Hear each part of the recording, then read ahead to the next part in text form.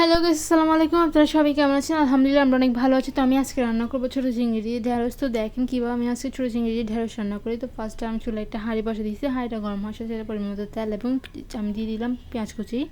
তো পেঁয়াজ কুচি আর তেল দেওয়ার পর একটু ভালো করে নিয়েছিল। কিছুক্ষণ সময়ের জন্য আমি পেঁয়াজগুলো একটু হালকা ভেজে নিব। তো দেখতেছেন পেঁয়াজগুলো একটু হালকা নরম হয়ে আসে। দেন আমি এখানে দিয়ে দেবো 1 টেবিল চামচ আদা বাটা, 1 টেবিল চামচ রসুন বাটা দেওয়ার পর একটু ভালো করে পেঁয়াজের সাথে নেড়ে নিয়েছি। তো মোটামুটি দেখতেছেন প্রায় একটু নেড়ে নেওয়ার পর একটু ভালোভাবে কষানো হয়ে আসে। তখন আমি এখানে দিয়ে দিব হচ্ছে কি মশলা।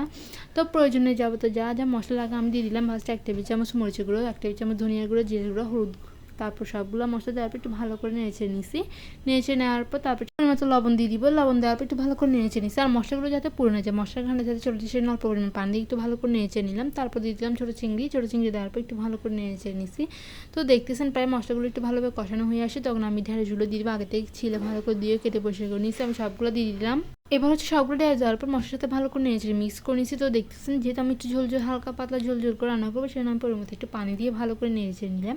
এবার কিছুক্ষণ সময়ের জন্য আমি ঢাকনা দিয়ে রেখে ঢাকনাটি আমি একটু ভালো করে নেড়ে নেবো। হয়ে গেছে আমার ঢেঁড়স রান্নাটা ছোটো চিংড়ি দিয়ে। তো আপনারা অবশ্যই পুরো ভিডিওটা দেখবেন, দিয়ে কিন্তু অবশ্যই কমেন্ট করতে ভুলবেন না যে আমার রান্নার কেমন এসেছে। আমার রান্নার ভিডিওটা এই পর্যন্ত। সবাই আল্লাহ হাফেজ।